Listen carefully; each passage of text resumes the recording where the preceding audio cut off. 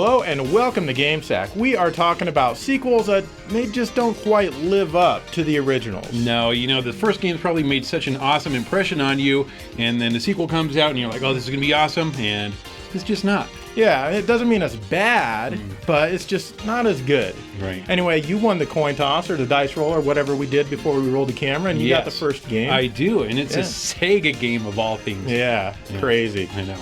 Let's take a look.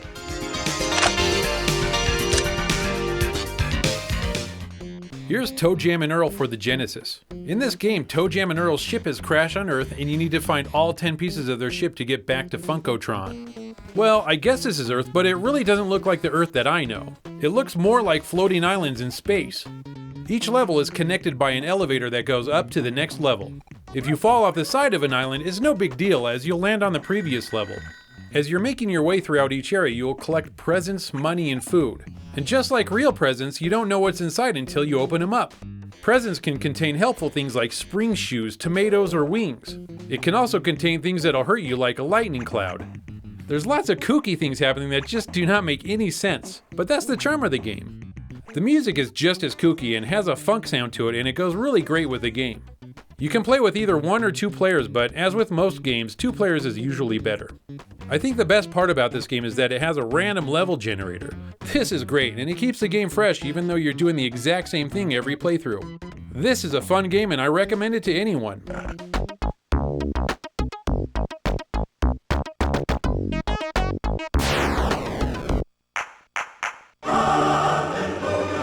Jammin'.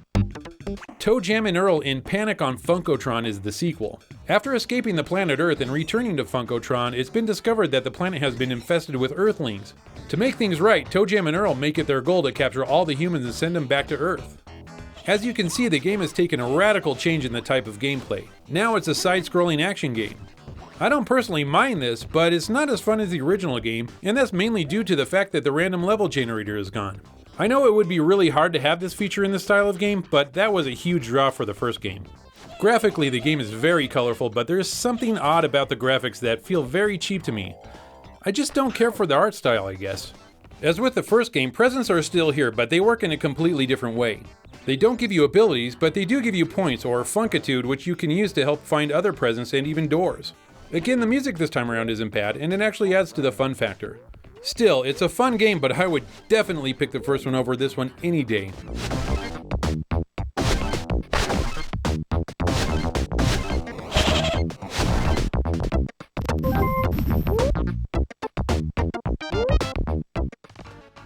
Rocket Knight Adventures was, in my opinion, Konami's most original game for the Genesis. You play as a possum called Sparkster out to rescue the super hot female possum who's been kidnapped. It's a platformer where you jump around and attack with a sword, but if you hold down your attack button, you can boost with your rocket and do other kinds of stronger attacks. The game is definitely challenging, and that's a good thing. You really need to understand how the game works to get anywhere, and fortunately, playing and learning the game is a lot of fun. You could definitely tell that Konami loved making this game. It has great graphics that do some cool tricks. In fact, some of the graphical effects would later be mimicked in other games like Contra Hardcore and Castlevania Bloodlines. The music is lively, composed in part by Michiru Yamane, who would go on to compose the aforementioned Castlevania Bloodlines and Symphony of the Night, among many others. Oh, and thankfully Sparkster himself doesn't grate on your nerves with excessive toot or anything like that.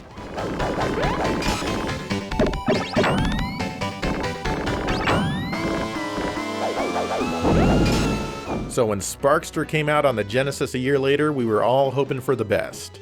Unfortunately, it really takes a departure from the original. Now looking at it here on YouTube, it may look like it plays in a similar fashion, but they changed some stuff around.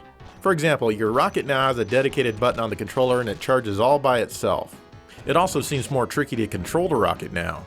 You can power up your regular weapon with a flame sword, which is nice, but overall the gameplay just feels less fluid than the original. The graphics are a lot more basic looking, with very few of the cool effects returning in this game. The music is pretty good though, can't really fault it there. The game's pretty tough, but there's really nothing about it that makes me want to keep trying to get past a certain segment again and again. It's not a horrible game or anything, and it's definitely worth playing, but I just think they could have done a better follow-up.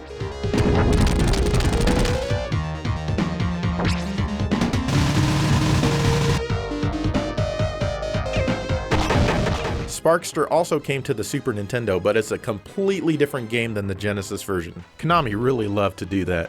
But believe it or not, this one actually plays more like the original Rocket Knight adventures. You have the same charging method, the same type of areas to ricochet around getting jewels, and all of that.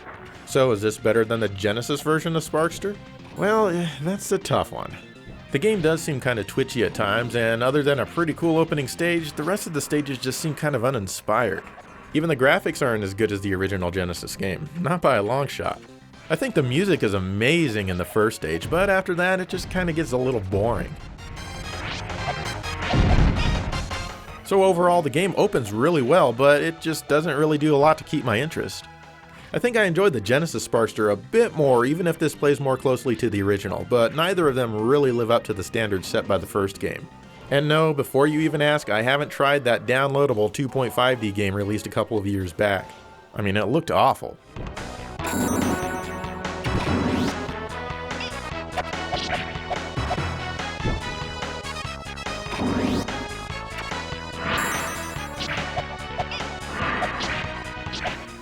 The Legend of Zelda is truly a legendary game for the NES.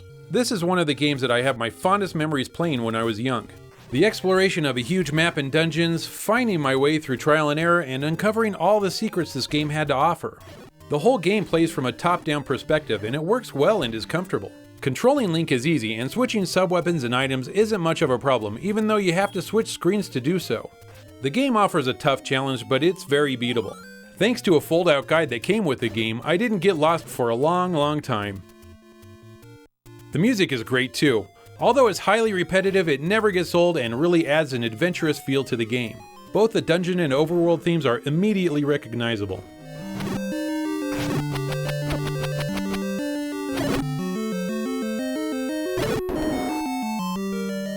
Zelda 2: The Adventures of Link came out a year later and I was excited. But what I got was a completely different game from the first, and then I was sad and eventually I was just frustrated. I played the game for a long time, but I never beat it as it just never held my interest like the first game did. It was a lot harder and the difficulty seemed very imbalanced. This time around you have an experience system that once you reach point markers you can upgrade 3 things: your weapon, magic, and life. I didn't like the system at all, and I still really don't care for it. There is still an overworld map, but you can't fight on it. It's mainly there for you to get from point A to point B. Enemies appear on the map and you can fight them if you want, or you can just run around them. If you do enter a fight, the screen changes to a small side scroller. Here you'll fight your way to the end of the area, earning very small amounts of experience points, mainly because not all enemies that you kill give you experience. How lame is this? Once you get to a dungeon, again the game is played in a side-scrolling manner. The dungeons are all ugly and void of detail with very little decorations or anything. There's no map or compass this time around, so good luck. The thing I hate the most is that Link's sword is so damn small he might as well be fighting with a toothpick. You have to practically be on top of your enemy before you can hit them. Unless your life is all the way up, then you can shoot at them from a distance. This game just doesn't have the fun factor of the original game, and thank God Nintendo didn't continue on with this style in any of the other games.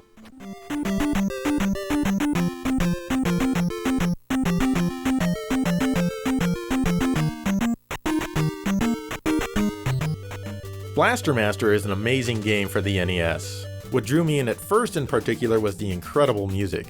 Sunsoft made some really good games, and this one was no exception. Basically, you roam around huge levels in your tank, killing enemies, and you can even get out of your tank and roam around as a little man. If you enter a door, the game becomes kind of a free-roaming overhead run and gun. Now these areas are fun, but I think the tank parts are more fun. The game's basically a giant maze, but it was really different from most of the other games back then. Now, while I could easily talk about Blaster Master 2 on the Genesis being a worse sequel, much worse actually, it turns out that Blaster Master has sequels I didn't even know existed, like Blaster Master Blasting Again on the PlayStation. So let's look at this one. I bought this for $2 a few months ago and I thought it would be awful. It basically tries to be Blaster Master in a 3D environment. It does a fairly respectable job actually, but that doesn't mean it quite lives up to the original. There are 4 zones in the game and each of them is pretty big, which is only confounded by needing to backtrack several times. The tank controls well enough, but as you'd expect, the camera is definitely not your friend here. Sometimes it's hard to discern exactly where you need to go, even with the map in the start menu, because the map on the game screen rotates with you, making it difficult to judge which exit in a particular room you need to go to. And yes, you do get to hop out of your tank and run around on foot every once in a while. Overall, the action is decent, but the game just gets boring much faster than it should as there's not a lot of variety. I don't know, with the zones so big and long, it just kind of ruins the replayability of the game for me. There's also a ton of loading, so you'll be seeing a lot of this, as well as this. Oh, and let's not forget your sister who calls you on the radio every chance she gets. Roddy, let me blast in peace! The graphics aren't anything tremendously impressive, but keep a lookout and maybe you'll see an old friend. Oh wait, no, that's not a friend. The music actually isn't half bad, and I was surprised. So is this as good as the original? No, of course not, but it's better than you might expect.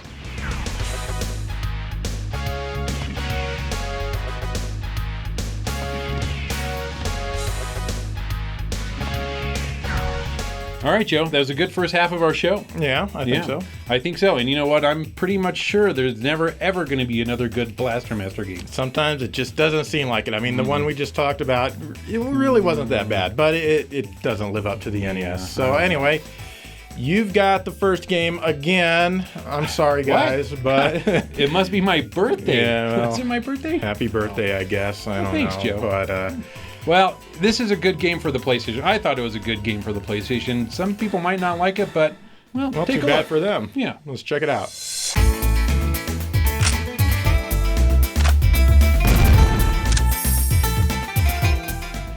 If you want a game that plays similar to Road Rash, then you should check out ESPN Extreme Games for the PS1.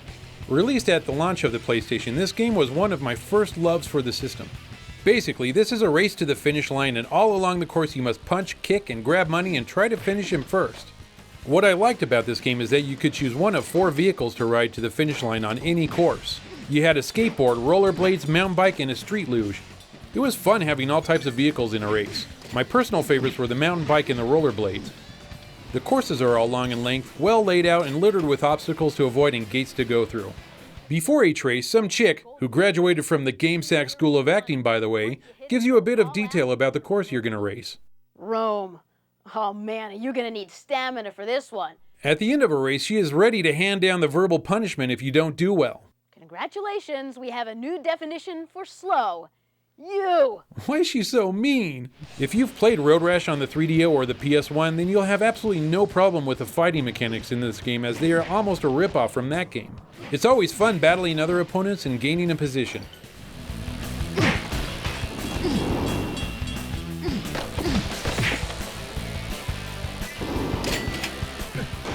Too Extreme is the follow-up.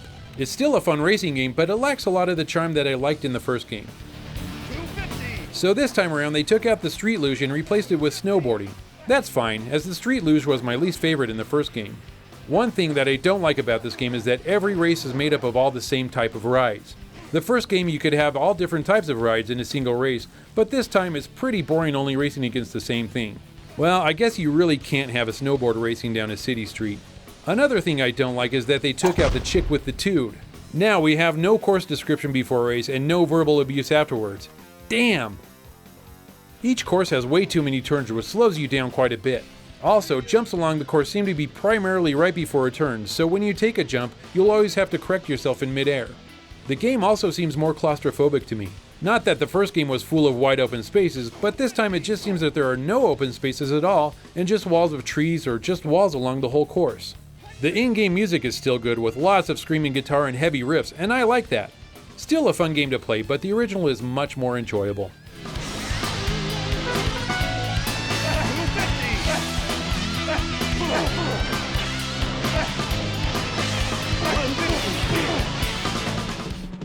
Cool Spot wasn't exactly the best game on the Genesis, but it wasn't bad. You play as Spot, which was the mascot for the 7-Up Uncola back in the 90s. Spot's mission is simple: rescue his fellow Spots. But in order to do this, you'll need to first collect a certain amount of cool points. Each red dot you see represents an entire cool point. Once you have 60 cool points, you're cool enough to rescue your friend and go on to the next level. And then you're not cool again, you have to collect more cool points. Come on guys, I just want to be cool. Why can't I stay cool? Spot can shoot in 8 directions in order to defend himself from all of the enemies, which are very, very numerous. The animation in the game is pretty good, but some of the collision detection seems a bit wonky. You'll visit places like the beach and the harbor, but you'll spend a lot of time in what appears to be a child's room.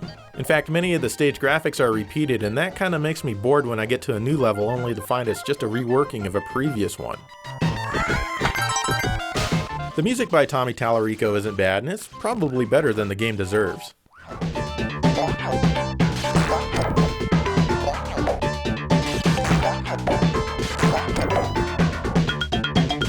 There's a Super Nintendo version of the game which is pretty much the same but with some slightly better graphics.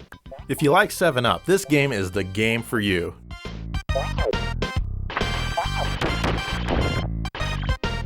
The follow-up is called Spot Goes to Hollywood. This is the Genesis version here, but it was also on the PlayStation and the Saturn. I guess Spot is starring in movies now or something, I don't know. But the goal is basically the same as the first game, just get 60% of the red spots and then exit the level. As you can see, this game is presented with an isometric perspective. I don't know why they chose to do this, as it really messes with the controls. What sucks is if you press up on the controller, you actually go up right on the screen. So you'll want to hold the controller like this so that the direction you press is actually the direction Spot goes. I find that jumping to other platforms with this perspective is always a big chore. Aside from collecting 60% of the red spots, you also run around collecting random items. What this has to do with starring in a movie is beyond me. This game really seems like more of a collectathon than anything. I guess that's good because the enemies are seriously difficult to defeat. Take this thing for example. It's really hard to dodge its attacks and it can only really be damaged from the front. Hell, I think the bosses are easier to defeat than the regular enemies. Yeah, unlike the first game, this one has bosses. The graphics start out kind of unimpressive, but they get kind of good in some levels. Overall, I just don't think that this game was as fun to play as the first one, but I'm just more of a Sprite guy, I guess. Why can't they make a game about Sprite, or Crystal Pepsi or something? Come on.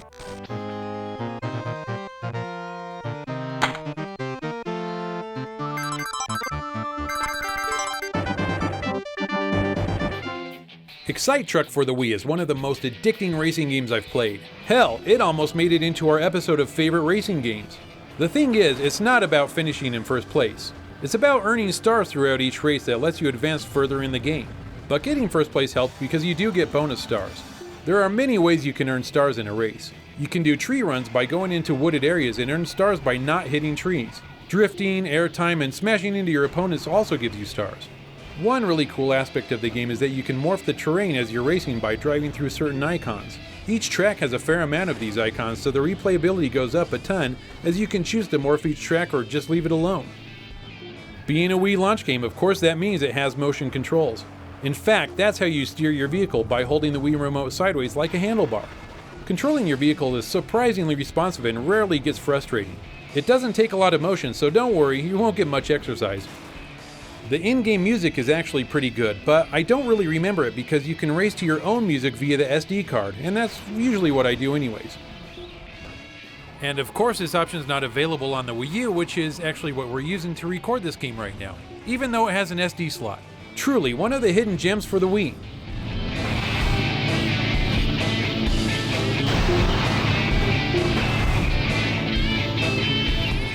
Excitebots is actually the follow-up to Excite Truck, and apparently this game was only released in the USA. If you lived in Japan, you could get this game if you were a member of Club Nintendo, but nowhere else. When I first read about Excitebots and the fact that it uses robot animals and insects, I was a bit worried, but being a big fan of the first game, I knew I was going to buy it regardless. I'll tell you right now that this game is not nearly as fun as Excite Truck. The goal is still the same, earning as many stars as possible in order to progress. Fortunately, you can still morph the terrain by driving through icons. Racing as bugs and animals is fine, and they actually control pretty well. This time around, there's much more motion control. Each track is loaded with things that break the flow. You see, there are these bars that you latch onto, and you've got to make the motion control that you're turning a crank, and it seems to take forever before you can launch yourself off the bar. There's absolutely no way to avoid this, and you must use the bar. Bad idea. You also have weapons in this game, a la Mario Kart style boxes. What the hell is this tambourine? Nobody likes tambourines. Bad idea. Just plain wackiness goes on throughout each race. How about bowling pins that you knock down for stars? Or throwing a dart at a dartboard while trying to jump? Also, what happened to being able to use your own soundtrack in this game? The music in this game sucks and really could have used that option. Why would they take that out? I don't feel like I'm playing a racing game, but rather I'm visiting a carnival or a circus. It's entertaining in multiplayer, but Excite Truck is still the best of the bunch.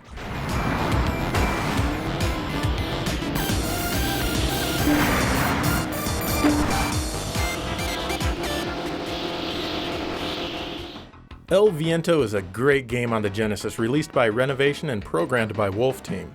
El Viento means the wind, just in case you don't speak Spanish.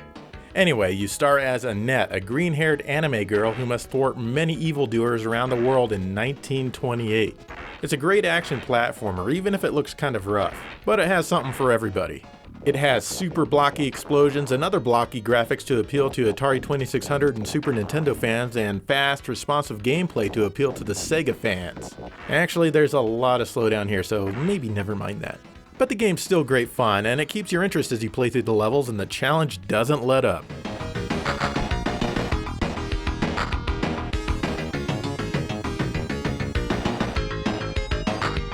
Now, we could talk about Ernest Evans, which is actually a prequel to El Viento, but that doesn't star Annette, so we won't.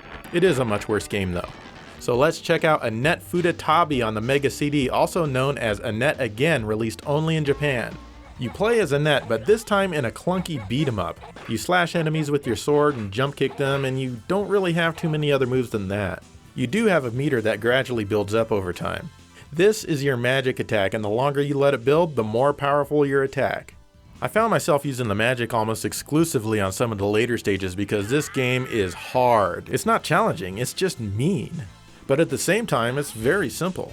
In fact, most of the bosses can be defeated with a simple running jump kick, quickly running away, and repeat method. That's a good thing because you can't use magic during the boss fights. There are some entertaining cutscenes between the levels that are fun to watch, even if I can't understand the dialogue. But, I'm left wondering if they even bothered to truly finish this game. I mean, the game has an ending and all that, but is it truly finished? A lot of the time you're just standing there in the middle of the screen waiting for off-screen enemies to arrive, and there's nothing you can do but wait.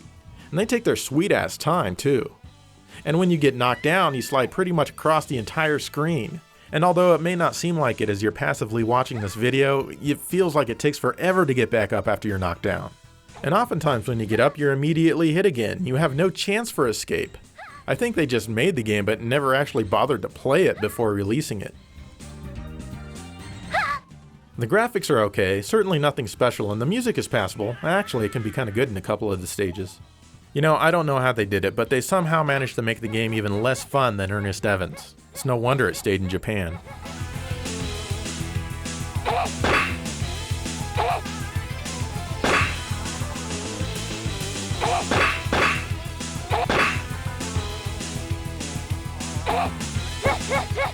All right, Joe, that was pretty cool. We had some good games in there. Even that Annette one was pretty weird, though, I thought. I don't know. Yeah, I mean, Wolf Team usually makes better games than that. Yeah. A lot more fun games. Yeah, fun factor is where it's at. But that just shows that Wolf Team is not perfect, just like everybody else. Guess not. Anyway, let us know what games you feel qualifies that are just not as good as their original. Yeah. And in the meantime, thank you for watching GameSack.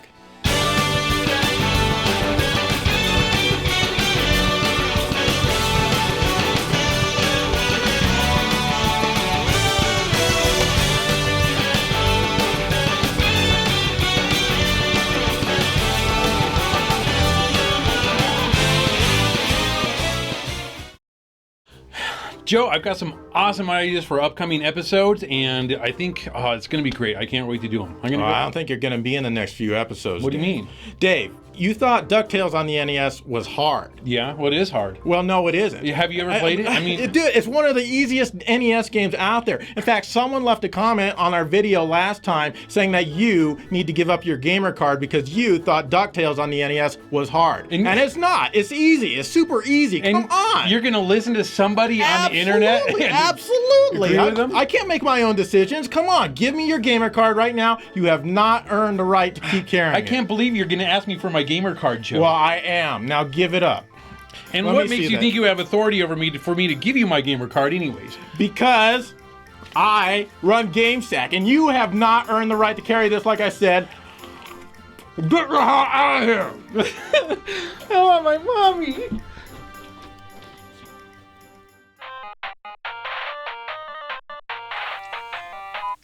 Hello? Hey, Dave. What do you want? Hey, I may have been a little premature in taking away your gamer card. As much as I hate to admit it, I do kind of need you for the next few episodes. Yeah.